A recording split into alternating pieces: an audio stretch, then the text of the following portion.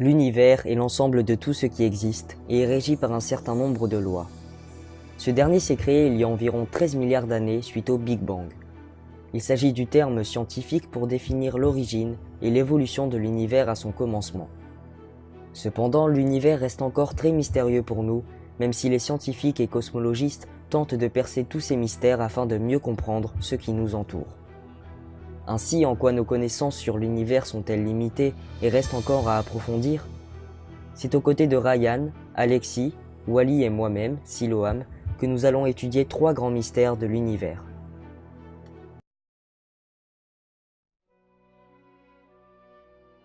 Plus une galaxie est distante de la Terre, plus vite elle s'en éloigne.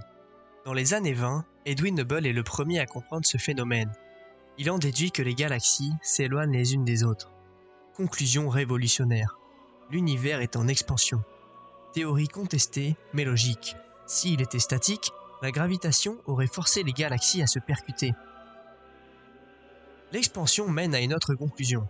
Si l'espace grandit sans cesse, c'est qu'il a un jour été tout petit. Plus petit qu'un atome. Pour remonter à l'origine de l'univers, les chercheurs ont mesuré le rythme auquel les galaxies s'éloignent les unes des autres. Ils doivent donc observer plusieurs galaxies et étudier leur vitesse ainsi que leur distance. Lorsqu'un objet se déplace, la fréquence de la lumière qu'il émet se modifie selon sa vitesse. C'est ce que l'on appelle l'effet Doppler. On peut y parvenir grâce au télescope spatial Hubble, qui peut pour la première fois observer les autres galaxies. Suite à la découverte que l'univers est en expansion, les chercheurs essaient de retrouver l'âge de ce dernier. Pour calculer la distance entre la Terre et une galaxie, les astronomes utilisent des céphéides, ou étoiles variables. Leur éclat varie avec une grande régularité. Plus elles sont lumineuses, plus le cycle est long. Il faut chronométrer la période d'une céphéide pour calculer sa luminosité, puis calculer sa distance.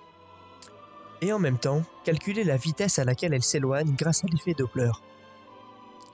Pour chaque galaxie, vitesse divisée par distance est égale à l'expansion.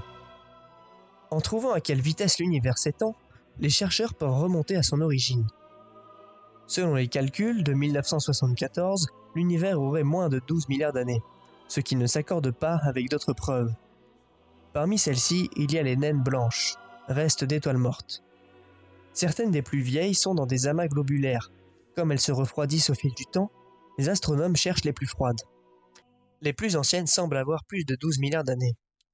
Les astronomes avaient donc faux. En 1998, la pièce manquante apparaît. Une méthode qui s'appuie sur un type d'étoile explosive visible de bien plus loin que les céphéides. L'explosion met en scène 2 étoiles en orbite, une naine blanche et une géante rouge. L'intérêt de ce phénomène est que le point de déclenchement de l'explosion est toujours le même. Les supernovas, explosions très lumineuses qui marquent la fin de vie d'une étoile, de ce type ont souvent le même indice de luminosité, qui permet de calculer la distance. Mais les supernovas peuvent être vues dans des galaxies plus lointaines. Leur lumière arrive donc d'un point plus éloigné du passé. En mesurant la distance Terre-supernova, les astronomes ont vérifié si l'expansion de l'univers s'est modifiée au fil du temps. Ils s'attendaient à découvrir un ralentissement, car la force gravitationnelle de la matière et de la matière noire agit comme un frein sur l'expansion cosmique. Mais le résultat obtenu est inverse. L'expansion accélère. Cette découverte explique les contradictions sur l'âge de l'univers. S'il se dilate plus vite qu'autrefois, cela veut dire qu'il lui a fallu plus de temps pour atteindre sa taille actuelle. Il serait donc plus vieux que 12 milliards d'années. La dernière estimation étant de 13,7 milliards d'années. Les astronomes se posent donc une question. Si l'univers accélère, quelle en est la cause? Comme la matière, on ne peut pas le voir. On appelle donc ça l'énergie sombre. En 2011, Saul Perlmutter's Adam Rice et Brian Smith, qui sont à l'origine de la découverte de l'expansion de l'univers, décrochent le prix Nobel. Les cosmologues découvrent un autre moyen de voir le rôle joué par l'énergie sombre, WMAP, une sonde orbitale conçue pour cartographier le fond diffus cosmologique, forme de lumière ancestrale émise quelques centaines de milliers d'années après le Big Bang. À cause de l'effet Doppler, le signal n'est plus visible à l'œil nu, mais il peut être détecté dans la frange des micro-ondes du spectre électromagnétique. Ce signal contient des fluctuations, que la sonde a traduit comme des mouchetures sur la carte du fond diffus, petite marque d'une tache d'une autre couleur que le fond. La taille moyenne des mouchetures est en rapport avec la somme totale de matière et d'énergie dans l'univers. Ce total est bien plus grand que toutes les galaxies combinées. La matière visible n'est que de 5%, mais les galaxies sont incrustées dans de grandes concentrations de matière noire qui comblent le déficit. Elle apporte 27% supplémentaires. Mais l'énergie restante reste inconnue. On pense alors que c'est l'énergie sombre. Une réponse possible est appelée la constante cosmologique, introduite par Einstein à sa théorie de la relativité générale. L'équation de la relativité générale permet de calculer la vitesse d'éloignement des galaxies. En étant persuadé que l'univers est statique, Einstein rajoute la constante cosmologique. Sauf que la découverte de l'expansion de l'univers lui fait dire que la constante cosmologique est la plus grande erreur de sa vie. Mais en 1997, la découverte de l'énergie sombre restaure la constante cosmologique, qui permet d'expliquer l'accélération de l'expansion de l'univers. Certains cosmologues pensent que l'espace contient sa propre énergie naturelle et qu'elle a un effet répulsif. En se dilatant, l'univers prend plus de place et génère plus de répulsion, ce qui accélère l'expansion elle-même. Mais il y a d'autres théories. Certains pensent que l'énergie sombre est le résultat d'une force de la nature et qu'elle va s'atténuer avec le temps. Ou alors, l'expansion de l'univers accélère elle-même et finira par dominer toutes les autres forces et démembrera les galaxies, les étoiles, puis les atomes. Ce scénario a été baptisé le Big Rip, la grande déchirure. Aujourd'hui, une équipe internationale de scientifiques a lancé le Dark Energy Survey. Grâce à une caméra spatiale montée sur un télescope, qui cherche les preuves de l'existence de l'énergie sombre de différentes manières. Elle scrute la structure à grande échelle de l'univers. Toutes les galaxies se concentrent alors le long de grands fils séparés par des gouffres de vide larges de plusieurs millions d'années-lumière. Le Dark Energy Survey a commencé en 2013 et les scientifiques espèrent mesurer 300 millions de galaxies en 5 ans. L'Agence spatiale européenne a lancé le projet d'un nouveau télescope spatial, Euclide, conçu pour mesurer l'énergie sombre. Il pourrait être lancé dans les années 2020. La NASA, elle aussi, a réfléchi à la mise en orbite d'un télescope spatial dédié à l'énergie sombre, baptisé WFIRST, prévu lui aussi pour 2020. Il y a presque 20 ans, personne ne soupçonnait l'existence de l'énergie sombre, et aujourd'hui, c'est la priorité des cosmologistes. À mesure que les galaxies disparaissent à l'horizon, elles emportent avec elles les preuves de l'énergie sombre. Il y a des milliards d'années, la théorie de l'énergie sombre n'avait pas la moindre chance de naître, car l'expansion de l'univers était si lente qu'elle était indétectable. Et à l'inverse, dans des milliards d'années, l'expansion de l'univers sera si rapide que la lumière du fond diffus cosmologique, tout comme celle de la plupart des galaxies, ne pourra plus le traverser. La matière noire est l'un des plus grands mystères de l'astrophysique. Il s'agit d'une matière invisible, insensible aux forces électromagnétiques, car elle ne peut absorber, refléter ou émettre de la lumière, ce qui la rend très difficile à détecter. La matière noire semble représenter une masse environ 6 fois supérieure à celle de la matière visible. Elle devrait constituer environ 27% de l'univers. Oui, 27%.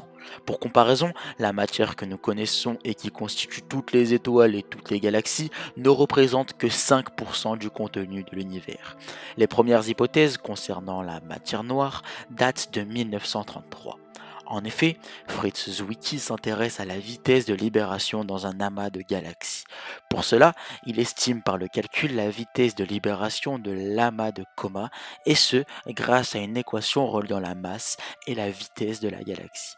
Cette équation se note V racine de 2 fois G fois M, le tout sur grand R plus petit d, où G est la constante gravitationnelle, M la masse de l'astre en kilogrammes, R le rayon de l'astre en mètres et D la distance de l'objet à la surface de l'astre en mètres.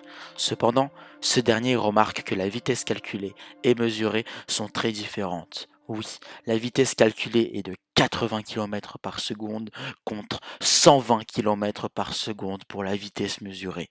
Il en conclut donc que l'amas de Coma est environ 100 fois plus lourd que ces galaxies et qu'il contient une masse non lumineuse. Malheureusement, Fritz Zwicky a une mauvaise réputation parmi ses collègues.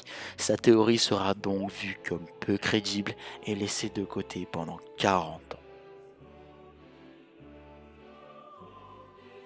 En 1970, est inventé un calcul qui permet de calculer la courbe de rotation d'une galaxie, à savoir la vitesse à laquelle les étoiles ou les planètes orbitent autour du centre de la galaxie, à savoir V est égal racine de G fois m de r divisé par petit r, où petit r est le rayon en mètres, G la constante de gravitation universelle et m de r la masse de la galaxie à l'intérieur du rayon r en kilogrammes.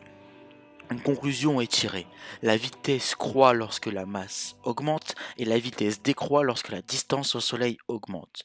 Tout comme le montre l'exemple de la Voie lactée, car la masse étant concentrée dans le Soleil, qui est le centre de notre galaxie, on trouve bien une vitesse d'environ 30 km par seconde pour la Terre et 3 fois moins pour Saturne, situé 10 fois plus loin du Soleil que la Terre. Les chercheurs vont donc chercher à appliquer ce calcul pour d'autres galaxies. Dans le cas d'une galaxie spirale, la masse décroissant rapidement, il se trouve une distance au-delà de laquelle la vitesse doit décroître également, tout comme c'est le cas dans le système solaire. Or, ce n'est pas le cas. La vitesse reste constante aussi loin qu'on puisse la mesurer. Donc, il faut que m de r continue à augmenter, bien plus que ne laisse penser la distribution des étoiles.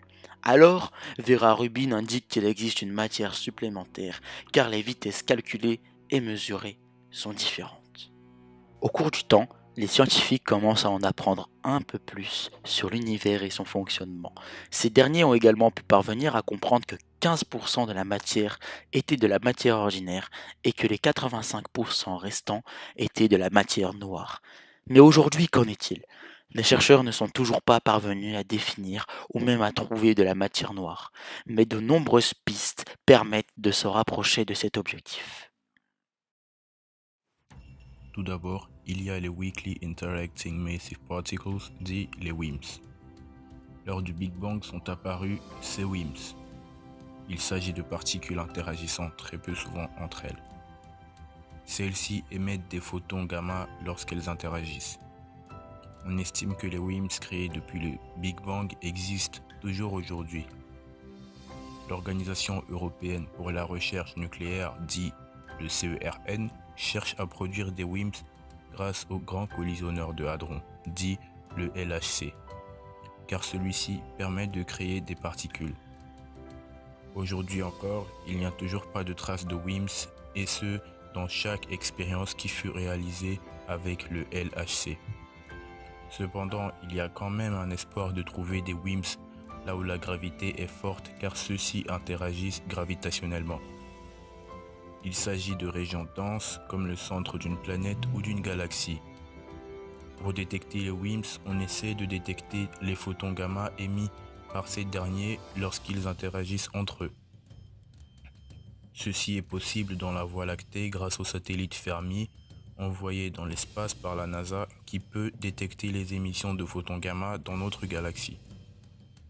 Grâce au satellite, on aperçoit une accumulation de photons gamma au centre des galaxies.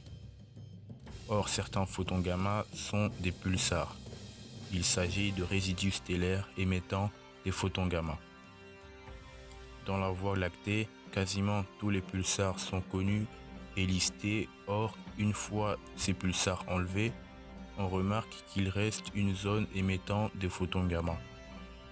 Cela constitue une observation à l'hypothèse comme quoi il y aurait des WIMPs au centre de notre galaxie, la Voie lactée. Merci Wally. Cependant, il existe également la piste des neutrinos stériles. Grâce au rayon X, on arrive à détecter dans l'amas de Persée une intensité électrique inexplicable dans celui-ci. Il s'agit d'un objet différent des WIMPs, car les WIMPs sont uniquement détectables grâce au rayon gamma. Or, ici, il s'agit de rayons X. Donc, cet objet trouvé par hasard fut baptisé par les chercheurs les neutrinos stériles. Il s'agit d'un objet léger et rapide, contrairement aux WIMPs qui eux sont lourds et peu mobiles. Ceci permet de faire une analogie avec les gaz et donc d'évoquer de par leurs caractéristiques le fait que les WIMPs soient de la matière noire froide et les neutrinos stériles de la matière noire tiède. Et ce, du fait que leurs caractéristiques soient totalement opposées. Il existerait donc deux types de matière noire. Les scientifiques se sont longuement questionnés et ont mis en place des simulations de développement de l'univers en fonction de ces deux prétendants à la matière noire. Les résultats obtenus avec les deux simulations sont identiques à l'univers que nous connaissons aujourd'hui. Uniquement les étapes pour arriver à ce résultat sont totalement différentes. En observant la constitution des galaxies, on remarque que ces dernières sont constituées de filaments. Après l'observation des filaments de notre galaxie, la Voie lactée, on remarque que cette dernière se rapproche de structures semblables à la galaxie de la matière noire froide. L'idée de matière noire tiède de par la présence de neutrinos stériles est donc légèrement écartée. Pour conclure, au niveau de la matière noire, il s'agit d'un grand mystère pour l'homme, et ce, depuis des décennies. Plusieurs hypothèses sont nées grâce à de nombreuses observations. Par exemple, grâce aux recherches historiques et à nos avancées technologiques contemporaines, nous sommes parvenus à dire qu'il est possible qu'il existe deux types de matière noire, une tiède et une autre froide. Or, une autre théorie concernant la matière noire existe. Il s'agit de la théorie monde. Celle-ci évoque le fait que la matière noire n'existe pas, mais qu'il faut remettre en question nos lois et fondements sur la gravité afin de justifier le fait qu'on observe une masse manquante et non lumineuse dans les galaxies. Il s'agirait alors d'une erreur effectuée du fait que nos connaissances sur l'univers soient incomplètes.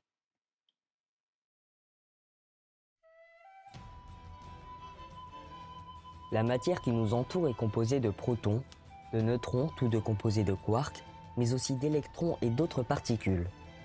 Ces matières interagissent, elles se repoussent ou s'attirent selon la théorie quantique des champs. Aujourd'hui, on connaît un autre type de particules, l'antimatière, qui est considérée comme le miroir de la matière ordinaire. La découverte de l'antimatière s'est d'abord faite en deux étapes. Dans un premier temps, cette invention a été théorique. C'est en 1928 que la théorisation de l'antimatière apparaît. À ce moment-là, Paul Dirac tentait de transformer l'équation de Schrödinger, qui décrit l'évolution dans le temps d'une particule massive, et ce dans le but d'introduire et de rendre compatible la relativité restreinte. En résolvant cette équation pour l'électron, il découvre qu'elle admettait deux solutions, tout comme l'équation x au carré est égal 4 admet deux solutions que sont 2 et moins 2. Le premier résultat correspond à l'électron et le second à une particule de charge opposée qui ne peut être le proton puisque sa masse est beaucoup plus grande. Il prédit alors que, par nécessité de cohérence mathématique, une théorie quantique et relativiste doit associer à toute particule comme l'électron un alter ego de charge opposée.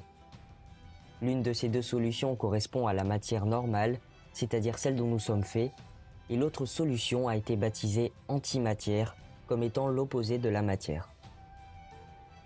Cette théorie a ensuite été prouvée. Au début des années 1930, Anderson et son mentor, Robert Millikan, utilisaient une chambre à brouillard pour mesurer des rayons cosmiques de très haute énergie. Le dispositif consistait en une cavité remplie de vapeur sursaturée, d'eau ou d'alcool, qui se condense et laisse apparaître les sillages d'ions laissés par des particules chargées se déplaçant à grande vitesse. Il pouvait déduire la charge de la particule en observant la courbe de sa trajectoire, induite par la soumission de la chambre à un champ magnétique. C'est en août 1932 qu'Anderson détecte et photographie la trace d'une particule de haute énergie ayant la même masse que l'électron, mais étant positivement chargée. Ce fut alors la première antiparticule observée par l'homme et son existence corroborait l'équation de Dirac. Ainsi, Anderson reçut le prix Nobel de physique en 1936 pour la mise en évidence du positron, l'antiparticule de l'électron. Maintenant que vous en savez plus sur la découverte de l'antimatière, évoquons ses différentes caractéristiques. Tous les types de particules ont une antiparticule correspondant avec une charge électrique opposée. L'antiproton pour le proton, le positron pour l'électron, l'antineutron pour le neutron. Il existe des exceptions pour certaines particules élémentaires de charge nulle, par exemple le photon qui est sa propre antiparticule. Les antiparticules ressemblent beaucoup aux particules usuelles. Elles possèdent la même masse, le même spin, qui est le mouvement sur lui-même du noyau de l'atome. Leur différence provient des nombres quantiques. Leur charge électrique est opposée et leur nombre baryonique, le nombre de quarks, est différent. L'interaction de l'antimatière avec la matière est particulière. On observe l'annihilation des deux particules mutuellement, qui sont converties en d'autres particules, des photons de haute énergie et plus précisément des rayons gamma. Cette interaction est la cause de l'instabilité de l'antimatière dans notre environnement. L'annihilation d'une particule et d'une antiparticule libère de l'énergie selon la relation E est égale à mc au carré. Il s'agit d'une relation d'Albert Einstein trouvée en 1905. Celle-ci évoque le fait que la masse soit entièrement convertie en énergie. Par exemple, l'annihilation d'un électron et d'un positron crée soit une paire, soit 3 photons d'énergie 511 kV dans des directions diamétralement opposées. L'antimatière peut être vue comme une grande source d'énergie, même si on n'en produit que de très faibles quantités aujourd'hui. Ce phénomène est aussi réversible, c'est-à-dire qu'à partir de l'énergie, on peut former un couple matière-antimatière. Cependant, beaucoup de mystères existent encore et de nombreuses théories ont vu le jour. Selon la théorie du Big Bang, matière et antimatière étaient présentes à poids égal dans l'univers primordial. Cependant, l'antimatière est très rare, voire inexistante à l'échelle cosmique. Pourquoi la matière a pris le dessus? On suppose une asymétrie matière-antimatière. Donc, au début du Big Bang, des paires particules-antiparticules apparaissent et s'annihilent sans cesse. Si la matière était présente exactement dans les mêmes proportions que l'antimatière, l'univers ne contiendrait donc que de l'énergie. On pense qu'une petite partie de matière de l'ordre de 1 sur 1 milliard a survécu, ce qui explique la matière qui nous entoure. Andrei Sakharov révèle en 1965 une légère différence entre l'interaction d'une particule et celle d'une antiparticule. C'est la brisure de la symétrie C et Cp. Il définit ensuite 3 conditions qui expliquent qu'à partir de la matière en proportion égale à l'antimatière, la matière ait pris le dessus. Ce serait dû, premièrement, à des différences entre les lois régissant l'évolution de la matière et celle de l'antimatière, donc violation de C et Cp, qui est observée dans les désintégrations de mesons. Deuxièmement, à un processus violant la conservation du nombre baryonique. Et enfin, à une rupture de l'équilibre thermique. Cependant, des études précises montrent que les effets sont faibles pour expliquer que la matière ait pris le dessus. Il existe une autre théorie. L'antimatière se situe au-delà de l'univers observable. Il nous est impossible d'observer l'univers tout entier. Seul un objet dont la lumière a eu le temps de nous parvenir est observable. Or, si l'on tient compte de l'âge de l'univers qui est d'environ 13,7 milliards d'années et de son expansion, notre champ de vision se limite à 43 milliards d'années-lumière. Par conséquent, si l'antimatière se situait à plus de 43 milliards d'années-lumière, il nous serait impossible de la voir. De plus, on observe actuellement des éléments lumineux de la taille de galaxies aux frontières de l'univers observable. Cette lumière pourrait provenir de l'annihilation de matière et d'antimatière. La frontière de l'univers observable serait alors la frontière entre notre univers de matière et un univers d'antimatière. Merci de nous avoir écoutés. Nous espérons que cette vidéo vous a plu et qu'elle vous a permis d'en apprendre plus sur les 3 principaux mystères de l'univers.